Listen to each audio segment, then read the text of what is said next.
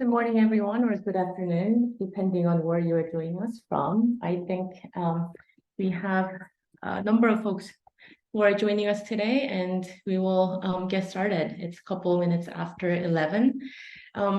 Welcome. My name is Jennifer Lee. I'm the Director of Business Development at Give2Asia. And on behalf of staff and everyone, I want to thank you for joining us today for a webinar, Philanthropy Without Borders, Give2Asia's expanded regional coverage and global corporate services. We're pleased to offer today's webinar where you'll have a chance to hear from our President and CEO, Birger Stamperdahl, and Sheena Agarwal, our VP of Operations. We're also grateful to be joined by our Middle East expert and regional advisor, Atala. Today's webinar will be taking a deep dive into our expanded services, exploring how Give2Asia's extended regional coverage and enhanced corporate capabilities are poised to make a greater impact in addressing the critical issues of international grantmaking and supporting communities worldwide. We hope this is an opportunity for you to gain a greater understanding of what our expanded capabilities mean for your global or international grantmaking. We will then hear from our regional advisor to the Middle East, Atallah, Kuttab, in a conversation with our VP of Operations, Sheena Agarwal. We encourage all participants to engage with us during our presentation by sending your questions and comments via the chat function. We will have a Q&A section towards the end of our time today.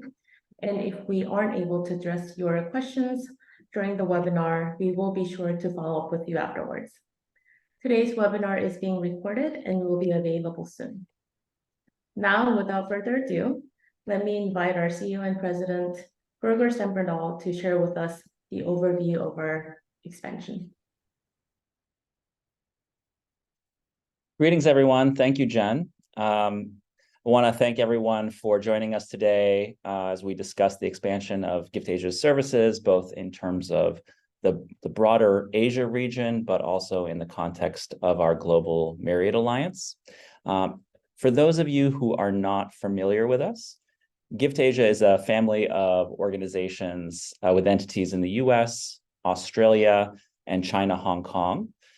We are a donor service organization. We work with donors in these locations as well as locations across the globe to support in-country charitable institutions and programs in the Asia-Pacific region. I'm based in the San Francisco Bay Area, which is the original starting location for Give2Asia. We've been doing this work since 2001, and to date we've facilitated over $500 million in project funding to charitable organizations across the region. And as you might imagine, China and India have been our most active markets.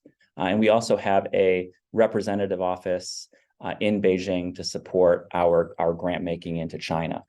About 60% of our grant making is done in partnership with corporations and their foundations. And the other 40% of our work is done in partnership with private philanthropy, which includes families, foundations, and other private nonprofit organizations. Our core services, as you see listed here, include donor advised funds, friends funds, which are funds that are set up specifically to support a charitable group in a way that allows their US friends to receive US tax benefit from their giving. Corporate Plus services, which we'll get into a little bit more, which help bring resources in Asia to the work of the corporations that we work with. Disaster response funds, funding in-country organizations that are responding to local natural disaster events and other kinds of events. Legacy funds for private philanthropy to support programs in Asia in perpetuity. And art giving, which is a program that supports donations of works of art to museums in the region, which is a service that we deliver in partnership with our Myriad Alliance partner, KBFUS. So that's a brief overview of who we are and the work that we do. We wanted to give that quick intro before Sheena and I get a little bit into the details of the news that we want to share today around the expansion of our work. We're going to talk about the Middle East first. So I'm going to hand things over to Sheena Agarwal, who's our VP of Operations, to talk about our new work in the Middle East. Sheena? Thank you, Birger, and thank you everyone for joining us today. So I'd like to share a little bit about our geographic expansion to the Middle East, both in terms of our process in getting this footprint established, as well as what it means for our services. And this map in particular shows our expansion of the Asia footprint into 12 new markets. And as you know, we've already been working, as Birger mentioned, across the Asia Pacific. So this now expands our direct reach to over 30 markets as well. Next slide. So our first step in launching this expansion was really to better understand the region. It's a diverse region with unique complexities, and we wanted to make sure we understood its landscape before we started a grant-making presence there.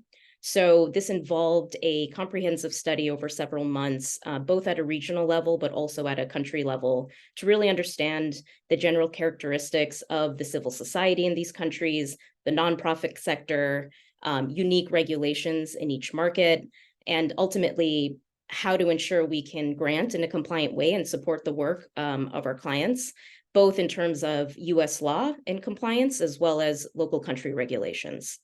And we now have 12 countries that we're able to support, and some are more or less restrictive. And so I thought it might be helpful to give a little bit of a feel for what it might feel like to grant through us for some of these markets. So where donors could expect to grant with relative ease, surely with some nuance and country level requirements, would be Bahrain, Iraq, Israel, Jordan, Lebanon, Palestine, and Turkey. And markets where we have found there's more restriction and perhaps additional government approvals or compliance requirements that we will be navigating are countries like the UAE, Qatar, and Kuwait. And then there are a couple of markets where there are restrictions on direct grant making that we have to work around, but we can still support them. So that includes Oman and Syria. And as an example, when the earthquake hit Turkey and Syria earlier this year, Give2Asia worked with Turkey-based regional NGOs who were able to support programming across the border into Syria, which we leverage due to sanctions right now that restrict direct grants into Syria based on the charitable law. So that's just an example of the kinds of experience that donors might encounter when we start grant making into that region. And also, I wanted to mention that while North African countries are not listed as part of this footprint, we do recognize that many corporates have a MENA portfolio that includes North Africa in their Middle East portfolio, and we can certainly include direct grants to North African countries as part of our service to the region.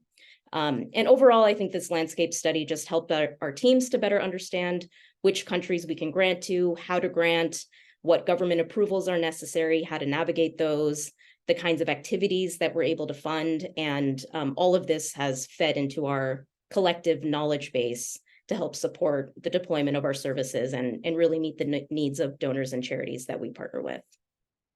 Next slide. So in terms of our services that we offer in the Middle East, this includes the same core services that we have offered across the Asia Pacific. Birger mentioned them earlier in our overview, but donor advised funds, Friends Funds, which is our fiscal sponsorship of charities to raise funds in the United States, disaster giving, corporate plus and advisory services, which could include activities like partner identification or landscaping and other additional knowledge-based products to really support our donors' grant-making strategies. All of these are services that translate in the same way and with the same fees that we've offered elsewhere. We also have maintained our commitment to leveraging local knowledge through our engagement with Atala Kuttab, who you'll hear from later. He is serving as our Middle East regional expert and has deep knowledge and experience in the region, which he'll share. And through him and other country resources and networks that we've built, we're able to continue to offer that local expertise that really grounds our due diligence and our knowledge and intel in the region. In terms of traction and just giving a sense of what we've done so far, we have already started facilitating donor advised giving into the Middle East. As an example, we supported one of our corporate partners with a Ramadan campaign this year, and through that helped to facilitate grants to support food banks in Lebanon and Egypt. We've also started setting up Friends Funds partnerships with local charities to help them raise funds in the United States. And this is a service we see a lot of potential for and are really looking forward to increasing our Middle East partnerships with local charities. But I will get into a deeper dive with our expert Atala a little bit later. So this is a quick intro to the geographic expansion, and we'll be getting into more detail a little later in the presentation. So with that, I will hand it back to Birger to go over our global corporate services overview. Thank you, Sheena. So I'm going to go into the expansion of our corporate work. As I mentioned earlier, about 60% of Give2Asia's work overall is with corporations. For corporate engagement programs in the Asia-Pacific region to date, we've developed several services over the past 20 years. That starts with donor-advised grant-making, where Give2Asia takes on cross-border grant-making work for our corporate partners, often in more complex regulatory environments such as China and India, along with vetting local organizations and facilitating the grant-making process. We have developed what we call Corporate Plus services to meet the individual needs of each of the corporations that we work with. A big part of this includes allowing our corporations to tap into our regional and country level experts who often are working in country, speaking in local language, and can be part of face-to-face relationship building, either with grantees, or engagement with the corporation's local staff and market. So some of the Corporate Plus services that are listed here in the graphic, such as landscape assessments on specific issues for specific markets, or expanded project monitoring and reporting. These are programs that we've developed over the past several years to meet the needs that we're getting from the many corporations that we're working with. But over the years, we've been asked by our corporate partners, can you do this for us in other regions? So next slide. So partly to address these questions about working in other regions with our corporate partners, Give2Asia became a co-founder of Myriad, the Alliance for Borderless Giving. We launched Myriad at the end of 2021. This is a growing alliance currently made up of 6 organizations. Each of those organizations are based in different markets, with the exception of Give2Asia and KBF US, which are both based in the US. So across the alliance, we can now work with donors based in the United States, Canada, Australia, China, Hong Kong, and many European markets. And together, the Myriad members have experienced granting into 100 different markets across the globe. The 6 members of the alliance currently include Give2Asia, KBF in Belgium, Give2Asia Foundation in Hong Kong, KBF US, Give2Asia Australia, and KBF Canada. And a critical part of the alliance is that we are all offering the same 6 core services, which I mentioned earlier and which Sheena also alluded to. And we're offering those 6 core services at the same price globally so that we can work more easily with partners that might have footprints in different markets. Next slide. So the goal when we launched Myriad was to provide a single platform for donors to support in-country projects and programs anywhere in the world, not just in the Asia-Pacific region. Today, we're sharing that Give2Asia, thanks to the power of the Myriad Alliance, is offering global services to corporations that are running community engagement programs in multiple regions. So while Give2Asia has 20 years of knowledge built up grant-making specifically into the Asia-Pacific region, other members of Myriad have expert knowledge for granting into Europe, Africa, and Latin America. So Give2Asia, through this launch of its global corporate services, can work with corporations under the following structure. We can enter into a single vendor agreement with a corporation for their work globally, provide a single stewardship team to oversee grant making to their programs and grants across the globe. On the back end and behind the scenes, the stewardship team at Give2Asia will leverage the expertise of our Myriad partners for grant making into different regions beyond Asia. And again, the pricing on this doesn't change. So if you work with Give2Asia now as a corporation, the structure for grant making is the same, regardless if you're working with us only in the Asia Pacific region or if you're working with us globally. So also thanks to the expanded network of Myriad, we're now able to entertain opportunities for employee giving campaigns with employees based in multiple countries for programs and projects in different parts of the world. So we're excited to start having some of those conversations with corporations, as we know that's a big part of their community engagement programs. So we see this as a realization of the concepts that drove the creation of Myriad, and we're happy to be housing global corporate services within Give2Asia. We've been working on developing this over the past 2 years as we've strengthened our relationships with our Myriad partners and also looked at what the needs are for the corporations that we work with. We've already begun working with a couple of our corporate partners in different regions, and we can talk about that and share some of our experiences there if anyone has any questions. But with that, I think that covers the nuts and bolts of the Global Corporate Services Program. Again, we're really excited about this expansion and the reception that we've already had in our one-on-one conversations with several of our partners. So please let us know if you have any questions. So with that, I'm going to shift us over to the interview and Q&A portion of the program.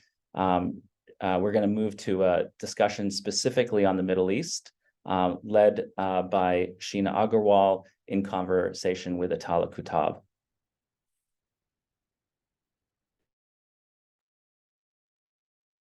All right. Hi, everyone. I'm back and I'm here with Atala, and I thought that it would be helpful to hear from him directly on some of the trends and a bit more about our service in the Middle East, since he's really serving as our regional expert and has a wealth of knowledge on the region. So first, welcome, Atala. Thank you for joining us. So you've got a tremendous amount of experience in the region, and I thought it might be helpful for the audience if you could share a bit about yourself, introduce yourself, and just what you've been doing in the Middle East, your professional background, and anything you'd like to share about your experience. Thank you, Sheena, and thanks for all of you to make me part of your effort of expanding your services to the Middle East. I am myself from Jerusalem. I grew up in the old city of Jerusalem. That's where I spent the first 18 years of my life. And beyond that, I became a global citizen, if you want. My experience has been initially in the field of civil engineering, where I taught engineering and practiced. And in the 80s, if any of you remember, it was the water decade. I helped build many water installations around the world in the 80s. And that introduced me to the development world beyond the engineering. And I would say the last 35 years, I spent it in our sector, the philanthropy, where I've been the regional manager of Save the Children in the Middle East, managing the countries in the Eastern Mediterranean, Egypt, Jordan, Palestine, Syria, and Lebanon, with activities in Iraq. Also, I've been lucky to have experience in Africa with the German Technical Cooperation in Zambia, and also with Save the Children in the Philippines. So together with the education profession I had, it took me around the world, but I would stay focused in the Arab region and the Middle East. That's the focus of my work. And presently, I do philanthropy advisory to wealthy people in the region whenever there is a demand for that. And this is where my focus is after I've spent many years managing foundations like Ta'awun or Welfare Association that has a $50 million budget and covers Palestinian welfare, if you want, in Lebanon and Palestine, historic Palestine. Also, I would like to mention that although my work has been in the philanthropy sector in the Middle East, but I've been helping building what we call the infrastructure of philanthropy around the world, which is the networks. I've been pivotal in creating the network of foundations in the Arab region. I've been a founder, but also I've been a founder of building Wings, which is the network of networks. It's a global network of networks of philanthropy. So it covers all the globe. And I've been lucky to meet many colleagues, work with many in the Middle East and globally, including yourselves, through those linkages. And those linkages have created for me, if you want, partners, people to fall back upon when I need information, when coordination is needed.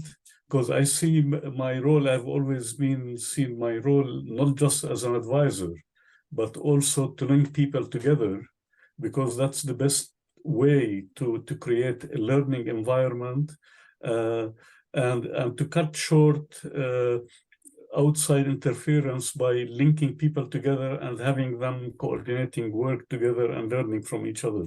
So that kind of linkages has created, for me, luckily, lots of people to rely on. And also people rely on me when they need help in my region. So it's sort of give and take. So this is in summary, but I can elaborate on anything I have mentioned. Thank you. No, that's tremendous. And we've seen the power of your networks already in the way that we've started engaging in the Middle East. So maybe taking a more macro view for a moment, you helped us with our landscaping exercise and for us and our teams to also understand what the Middle East region is about, the complexities, the nuance. Can you share a little bit about the state of international giving in the Middle East? Where is it vibrant? Where is it inviting to foreign investment? What are some of the states of regulation? Just kind of summarize for us what the landscaping work really showed and help us to kind of baseline our understanding of the region right now. Right. I mean, the Middle East and the Arab countries in the Middle East, one would get the impression they are all rich because of the oil. But I would say that there is the highest poverty is in the region, and the highest level of richness is in the region as well. And unfortunately, it doesn't level. It's not like it's evenly distributed. So there is lots of disparity. And it has been increasing of late because of the conflicts in the region. I mean, of late, the last 10 years, I would say, where the Eastern Mediterranean countries like Syria, Lebanon has been facing lots of economic problems. And therefore, international aid has been directed towards that, but always there is the hamper of the level of governance in those countries and the level of transparency, how that money is. So it's always a struggle for international funding to deal with that kind of dynamics and constraints that happen. But nevertheless, in virtually all places in the region, although the regulations are not uniform, but by saying not uniform, and you summarize it well, Sheena, by saying that some countries are easy to work in, some countries are very difficult to work in. But what the work we did together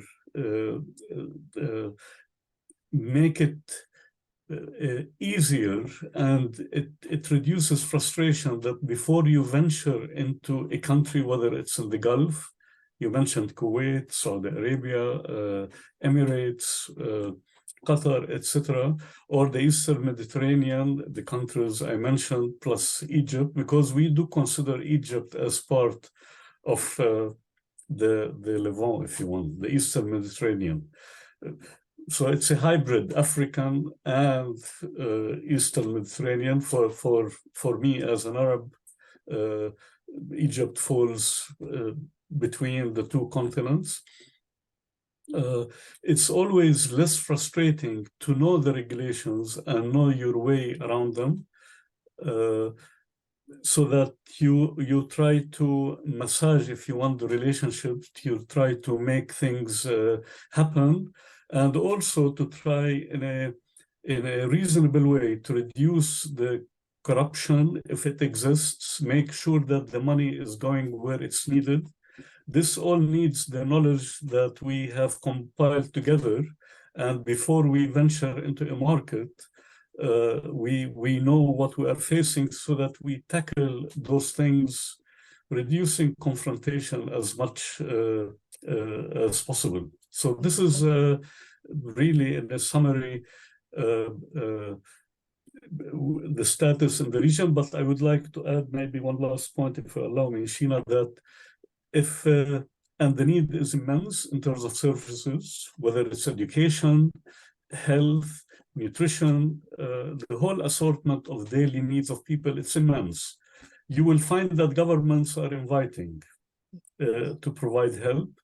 And I think knowing the setting well would allow Give2Asia will make sure that you don't cater for the categories that the government would like you only to cater for, but you have a larger coverage where your outreach will be to the needy, whether the government needs that, wants that or not, but it's tactical, and you can do it. So when it comes to services, it's immense, the need, and governments are supportive. But when it comes to doing systemic changes, like, dealing with people not as subjects, but as citizens with rights, then expect problems. It doesn't mean you cannot do it, but then one has to scheme better and maneuver better than the services. So there is that two level of activities that donors should keep that in mind. One is giving fish every day. It's easy, doable, and super easy, actually. Like our last experience in Egypt with the Ramadan feeding. But then if you want to teach people how to fish, one has to try harder, and it's more challenging. I think that's a good transition to my next question, which is, we do have funders listening to this chat, and when it comes to strategies for giving in the Middle East, and where you think there needs greater investment, or where you think money can go further in terms of teaching fishing versus just giving fish, do you have some lessons there or advice for how to be more strategic in the Middle East? I mean, talking about an experience, I advise a major foundation in Saudi Arabia, which is it's a difficult market when it comes to making advances at the level of women's rights, etc. But I've been, as an advisor, I haven't shied from the issue of equity in society, and everybody need to have voice, whether women or men. And my engagement has been quite relatively long for the last 10 years. Initially, it was frowned upon, but I am happy to say that, the last 5 years, there has been lots of advances at that level, including regulations and laws.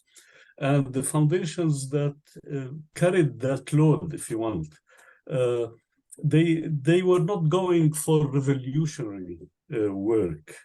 It was incremental changes, like, women have to have the laws of divorce have to be friendly to women. They cannot, a man cannot just cut women off completely and without support to children. The government was listening. The parliament issued laws where it made it possible that when there's such a cut-off in the family relations, women and children are not in the cold.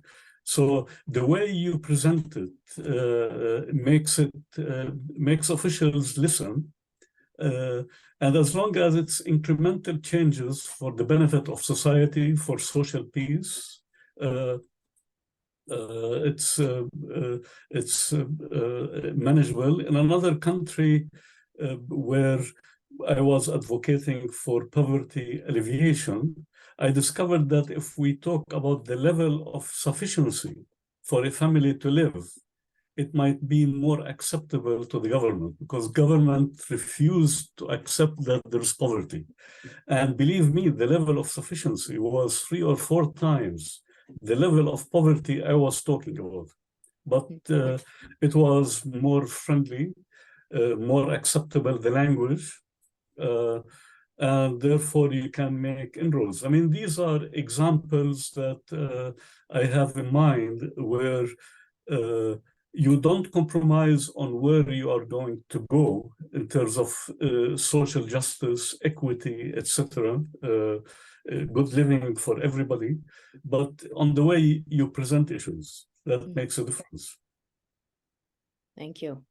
So reflecting a bit on those trends and the practicalities of supporting Give2Asia in the region and granting into the Middle East, can you talk a little bit more about how you plug into our risk management process when it comes to due diligence, when it comes to tapping into some of those networks that you were mentioning before that you've built over the last few decades?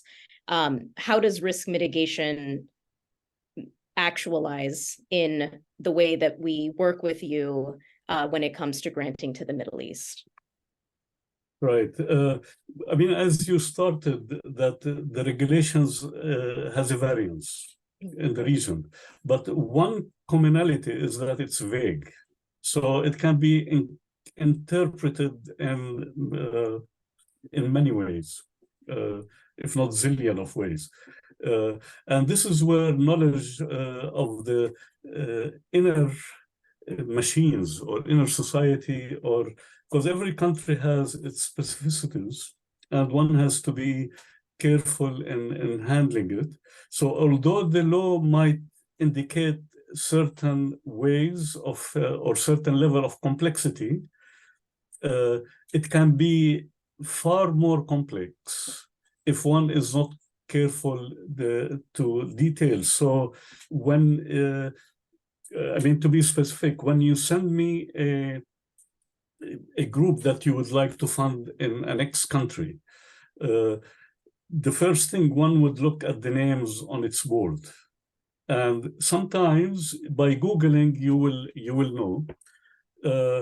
Many times I would know those people. So I would know the links. Is it a pseudo organization, meaning proxy of government, or real foundation? Because one has to be careful of this.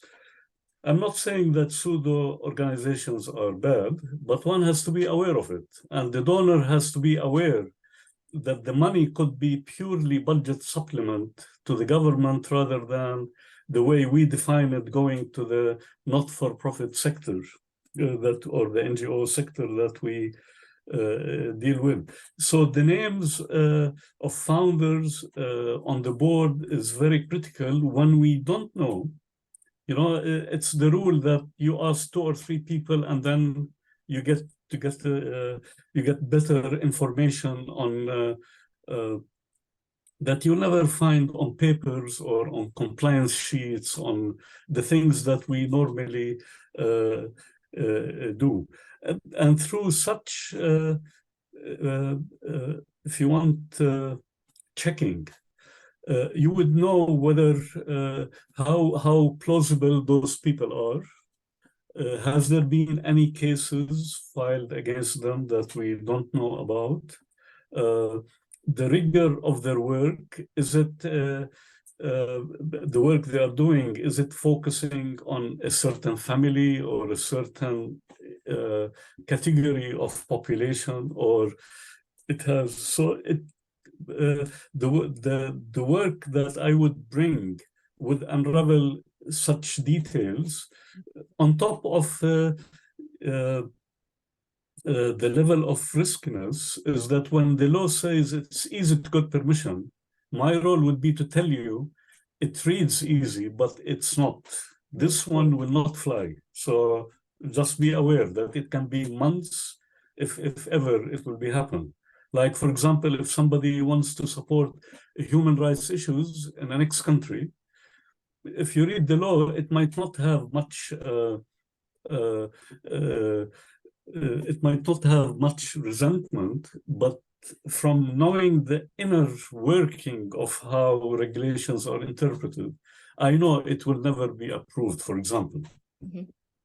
No, thank you. And I think that's a good reflection on the need for local knowledge and local expertise in the complex region that we have, that is the Middle East. And you know, for those of you listening, our standard due diligence stays intact when it comes to granting to the Middle East. We still review all the registration documents, the governance, the financial health.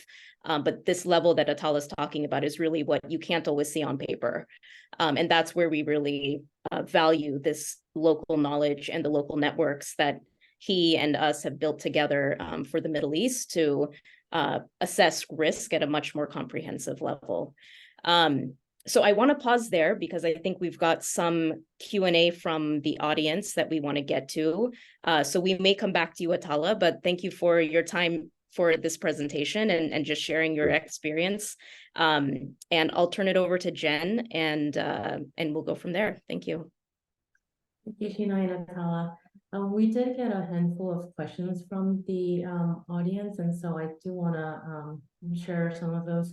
Let me actually start with this question on the topic of our expansion. There was a question of whether we will be further expanding our footprint to more countries in Asia. I can talk a little bit about that. We have, right now I believe that we're working in 35 markets, if you include the new markets that we're adding with the Middle East. There's certainly markets in the Asia and Asia Pacific region that we currently don't cover, and we are looking at further expansion. I think we're specifically looking at the Pacific region, as well as Pacific Islands, as well as Central Asia. We don't have anything to share on that specifically, but I'm comfortable sharing that that's an area of exploration that's currently underway. Great, thanks, Birger. I think the next question might be for Sheena. It's operational related. Can you just explain the process of making a grant if, let's say, that someone is interested in making a grant to a country in the Middle East? What does the process actually look like? Sure.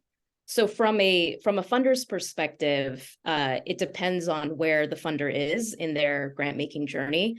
Some funders come to us with a lot of information and ideas and strategy on who they want to fund, what kind of programs and activities they're looking for, and we would support the scoping and due diligence of those organizations, making sure that they'd be able to receive international funding, and then facilitate and manage those grants. That includes monitoring and reporting.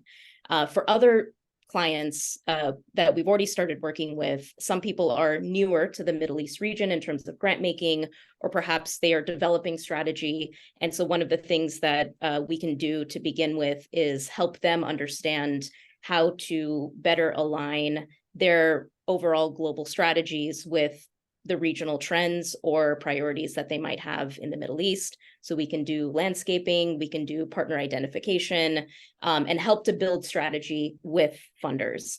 And then the same process in terms of facilitating grant making would take place. But really, this has to do with strong confidence in local charities that we're partnering with. And so that relationship really gets developed through these engagements, and making sure that both sides feel good about the full grant making process. Great, and Sheena.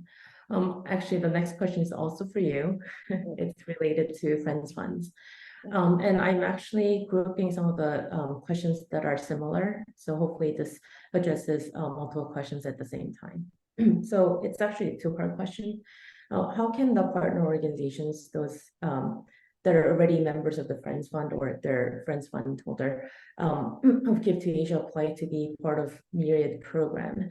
And I think there's a question of how can Give2Asia help to expand the awareness and support to our Friends Fund partners?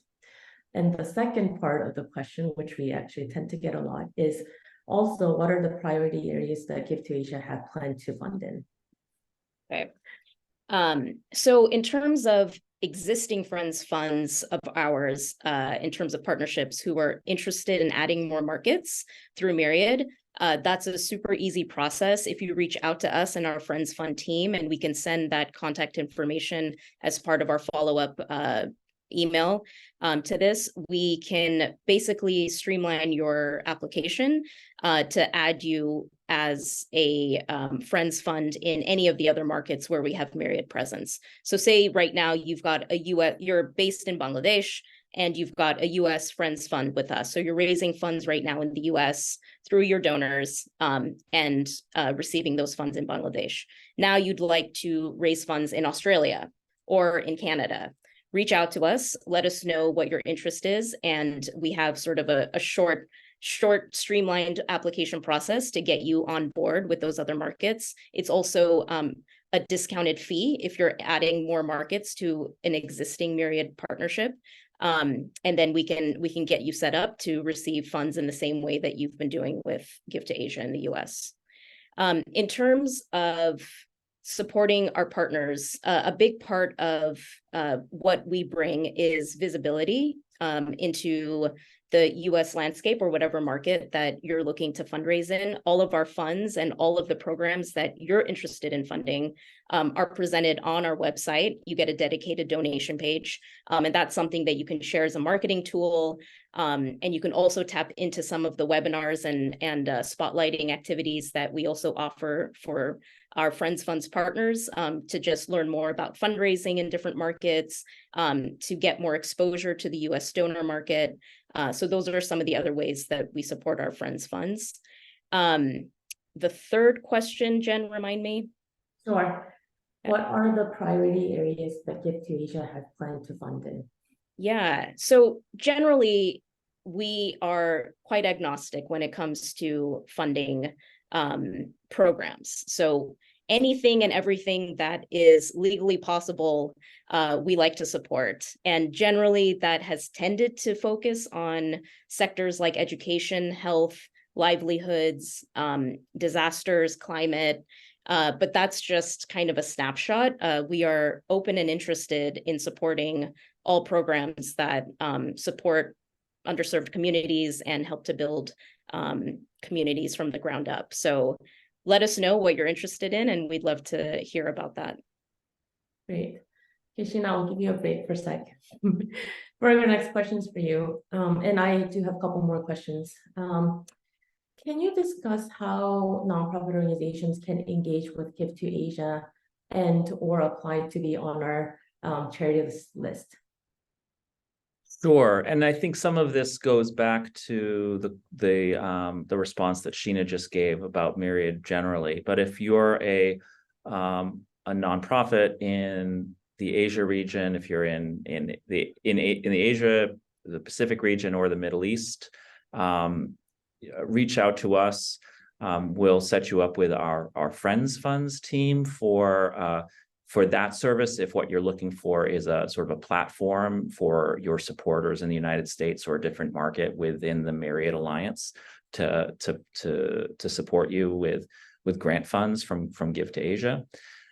If you're working with a specific funder, we do also support advised grant making to organizations in those regions. We do that, by building a relationship first, usually with the funder. We go through a due diligence process with the organizations that funder is seeking to support. We talked a little bit about the due diligence process earlier when Atala and Sheena were in Q&A and discussing sort of the steps in in vetting organizations. That process usually happens, though, when there's a specific project and a specific grant from a specific funder. So if you're a funder or an organization expecting funding for a project, we're happy to support the process of helping facilitate that grant and carrying out a due diligence that's needed for the donor that you're working with. Thanks, Birger. So I do have one more question for Atala and Sheena, but before I get to the question, if there are other folks who have questions that you might not have had a chance to type in, please go ahead. So the question is, you talked a lot about risk mitigation and compliance issues. There are more tangible things related to grant making in the Middle East. How do you guys, or how does Give2Asia plan to address any potential cultural or language barriers when working with local communities and organizations in the Middle East? Sure. So I can start, and Atala, maybe you can add the perspective for markets in the Middle East. But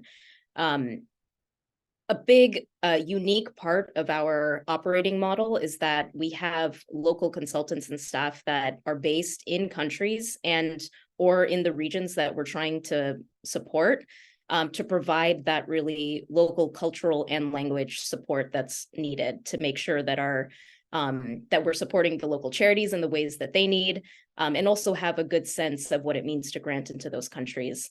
And that is the same whether we're talking about the Asia Pacific or the Middle East.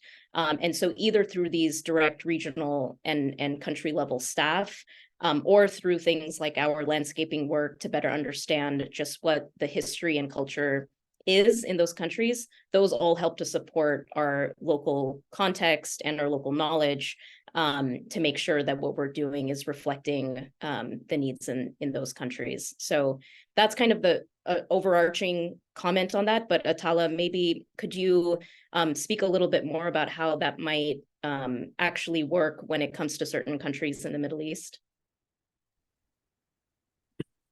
A good question. Normally, English is widespread, especially the entities that would seek grants and deal with international bodies. Now, that of course runs the risk that one would exclude the ones the NGOs that don't have that exposure. And I found the responsiveness of Give2Asia on the latest sad events in Turkey, the earthquake, where Give2Asia was very responsive. And we used some of the contacts we have on the ground to be linking. The question was, who would be the best entities to link with to respond to the earthquake? I mean, naturally. And I think within days, we converged on groups, and also with telephone numbers not working, and even sometimes English was not good enough. You need Turkish communication. Having affiliates on the ground to reach out to the NGOs, have them respond, meet your requirements, and you being flexible in your requirements, it's mutual to make things happen. I think this is the kind of things I envisage, the mechanisms. And we do have, for the Arabic language, which is the second language, if you consider the bulk of the countries you are considering, we do have translators on the ground whenever it's needed. But normally, I would say 80% people, if they don't know how to handle English, they will have people around them to help them handle the language. So there could be a bit of delay, but and for you patients waiting for a response, but it's manageable. And we basically the translation is available and easy. Thank you.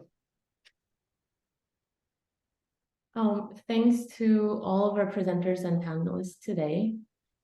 Actually, one last question just came in. Do you include charities on your list that are already registered in the US but working primarily in Asia? Can Sheena answer it, or? Yeah, yes, absolutely. That's the simple answer. Even if you're registered in the US, and we do have many 501c3s that are also friends funds of ours, it's just a different kind of visibility and maybe a different avenue to help support your fundraising efforts. So certainly, please reach out to us so we can learn more about your organization. Great.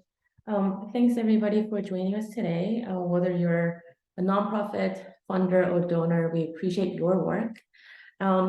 As I mentioned in the beginning, the recording of the session will be available and shared later. And if you still have questions, please feel free to reach out to one of us, and we'd be more than happy to have a separate conversation to answer your questions. And thank you so much for supporting Give2Asia. Thanks for joining us today.